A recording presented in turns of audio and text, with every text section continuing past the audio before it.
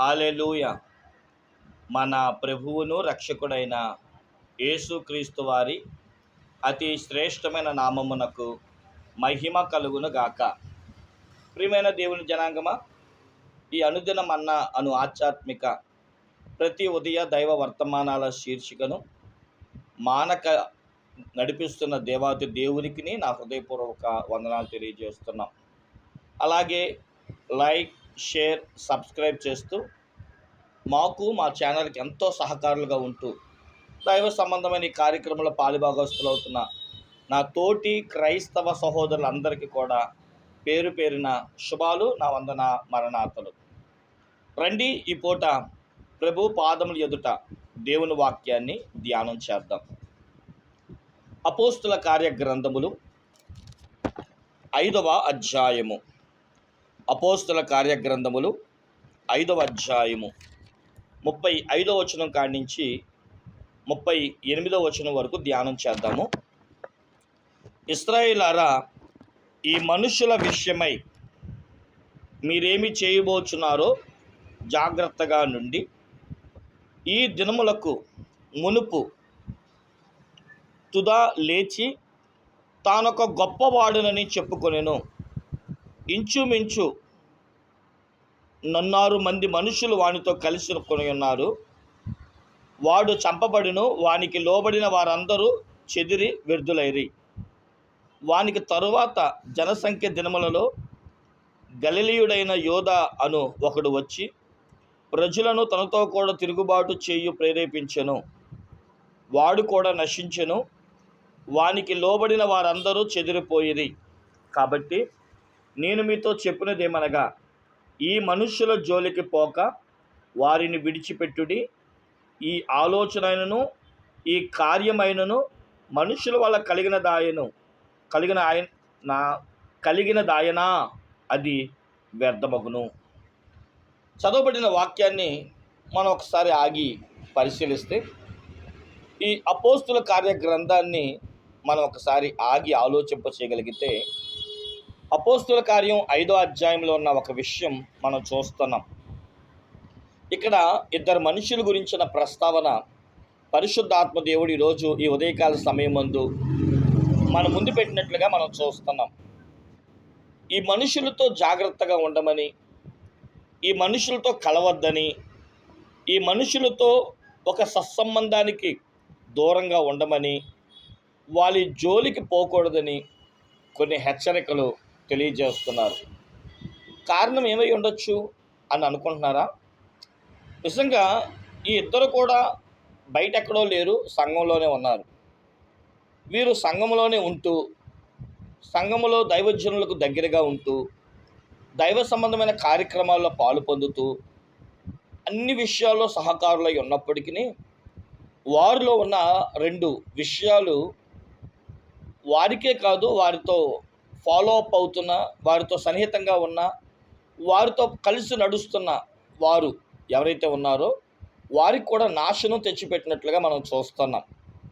అందుకని ఈ అపోస్తుల కార్యం రాసిన భక్తుడు ఈ 5వ అధ్యాయంలోని 35వ వచనం కాడి నుంచి 38వ వచనం వరకు ఈ మనుషుల జోలికి వెళ్ళొద్దని, ఈ మనుషులతో చాలా జాగ్రత్తగా ఉండమని, వీళ్ళే అంతా మేమే అన్నట్లుగా వారు ప్రవర్తిస్తున్నారని మనకి చెప్పారు. 36వ వచనం మనం చదివితే ప్రియులారా, ఇక్కడ కనబడుతున్న వ్యక్తిని మనం చూద్దాం. ఆ వ్యక్తుల గురించి ఏం రాయబడింది అని మనం చూస్తే, మొదటి వ్యక్తిని మీ ముందు పెడుతున్నాను. ఈ దినములకు మునుపు దోదా అనే వ్యక్తి లేచి తానొక గొప్పవాడని చెప్పుకొనెను. చూడండి, ఇక్కడ ఈ వ్యక్తి పేరు దోదా. ఇతనిలో ఉన్న ఒక చెడ్డ ఆలోచన. ఎందుకు ఈ యొక్క వ్యక్తి యొక్క ఆలోచన ఏంటి అని ఒకవేళ అడిగితే, తానొక గొప్పవాడనని ఒక భ్రమ కలిగి ఉంటే, తానే అంతా తెలుసు, తనకు తెలియదంటూ ఏమీ లేదు అని చెప్పే ఒక గుణం ఈ వ్యక్తిలో ఉంది. సరే, అది మనకెంత నష్టం కలిగిస్తుందని ఒకవేళ అనుకుంటారేమో. బైబిల్ చదువుతున్నాను చూడండి, దాని కింద వచనాలు. ఇంచుమించు 400 మంది మనుషులు వారితో కలుసుకొనిరి. వాడు చంపబడిను, వానికి లోబడిన వారందరూ చెదిరి వ్యర్థులైరి. వాడు పోయిందే కాదంట, వాడిని నమ్ముకొని వచ్చిన వారందరూ వాడిని ఏకీభించి, అరే నువ్వు నా స్నేహితుడివే, నేను నీతో కలిసి సన్నిహితుడిగా ఉంటాను అని ఎంతమంది అయితే వాడితో కలిసి ఉన్నారో వారి కూడా నాశనమైనట్లు, చల్లా చెదురైనట్లు, వారందరూ కూడా వ్యర్థులైపోయారని బైబిల్ చెప్తుంది. నిజమే. క్రైస్తవ జీవితంలో ఏ మనుషులతో మనం జాగ్రత్తగా ఉండాలి అనుకుంటే, మొట్టమొదటిది తాను ఒక గొప్పవాడినని, నేను కాబట్టి నా ద్వారా, నేను లేకపోతే మినిస్ట్రీయే లేదు, నేను లేకపోతే సంఘమే లేదు, నాకే అంతా తెలుసు. నిజంగా నేటి క్రైస్తవ సమాజంలో చూస్తూ ఉంటాం. మీ వెనకాల ఒక లైబ్రరీ కనబడుతుంది. ఇది పెదపాడు మండలంలో వీరమ్మగుంట టర్నింగ్లో ఇది పెట్టడం జరిగింది. ఇందులో ఉన్న పుస్తకాలన్నీ కూడా చాలామందికి చెప్పాను, అయ్యా రండి చదువుకోండి ఉచితంగా, రూపాయి కూడా మాకు కట్టద్దు అంటే చాలామంది చెప్తున్న ఒక విషయం ఏంటంటే, మాకెందుకండి పుస్తకాలు, మాకంతా తెలుసు, మేము నేర్చుకోవాల్సింది ఏమీ లేదు, మేమంతా సేవలో ఉన్నాము, మేము నేర్చుకోవడానికి ఏమీ లేదు అన్నట్లుగా మాట్లాడతారు.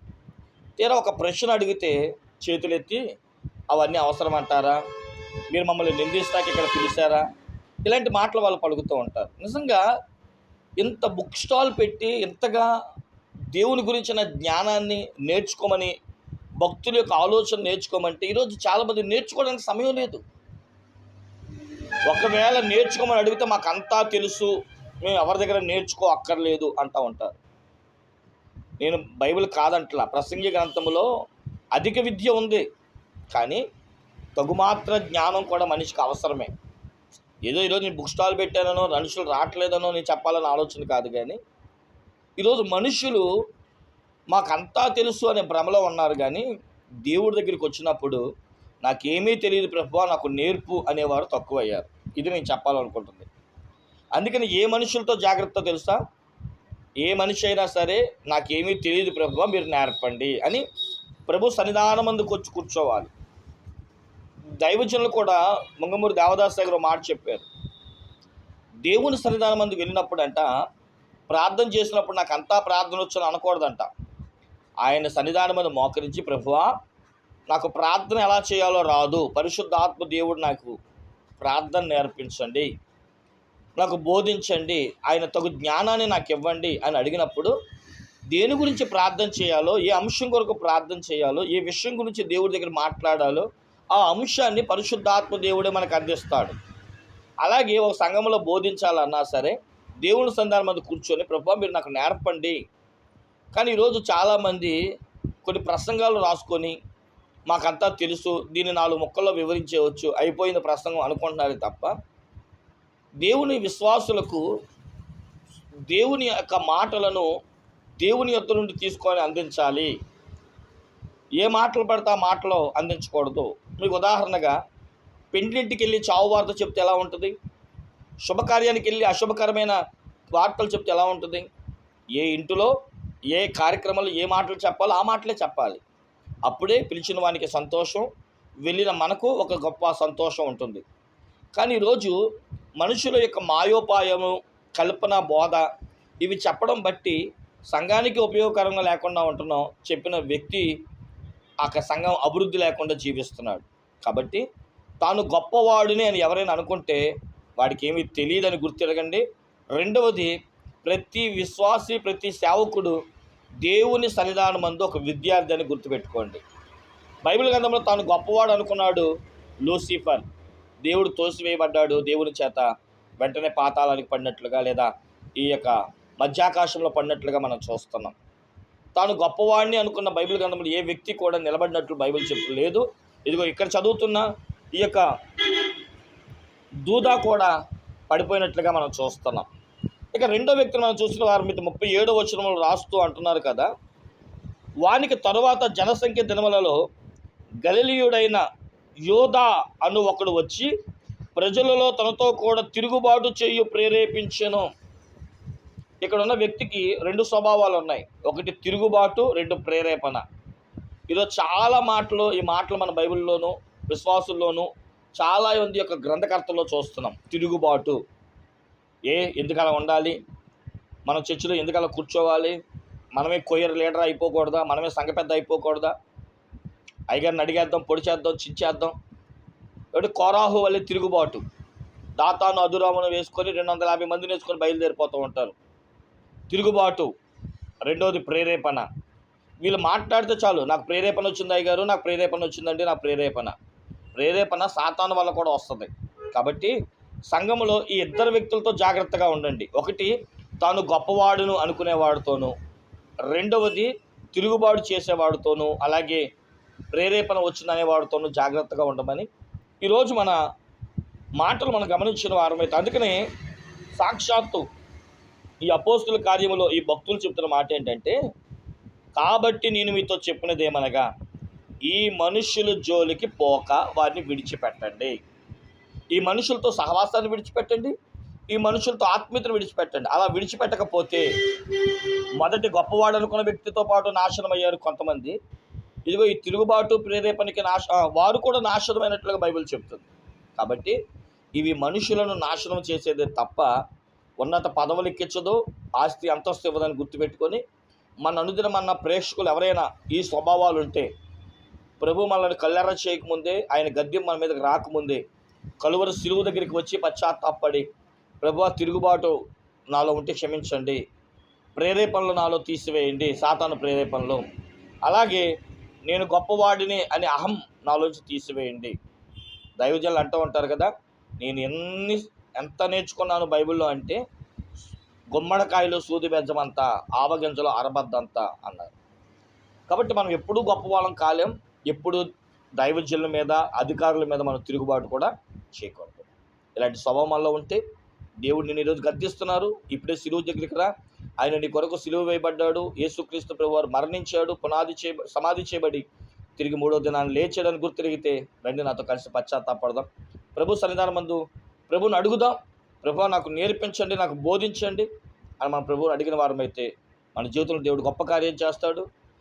మనలను అనేకులకు దీవెనకరంగా మార్చాలే తప్ప మన వల్ల ఇతరులకు నాశనం కలగకూడదనే విషయాన్ని గుర్తుపెట్టుకుందాం. తలవంచని ప్రార్థన చేసుకుందాం. మహాగణుడైన మా తండ్రి, మహోన్నతుడానికి వందనాలు. విన్న వాక్యం ప్రకారం జీవించే అనుభవం మాలో ఒక్కొక్కరికి దయచేయండి. ఇలాంటి స్వభావాలు మాలో లేకుండా వీళ్ళకి మేము దూరంగా ఉండేలాగా, మా ఆత్మీయ జీవితాన్ని కట్టుకునేలాగా సహాయం చేయమని యేసు పరిశుద్ధ నామాన్ని వేడుకుంటున్నాం మా పరమ తండ్రి. ఆమేన్. అందరికీ మరణాత.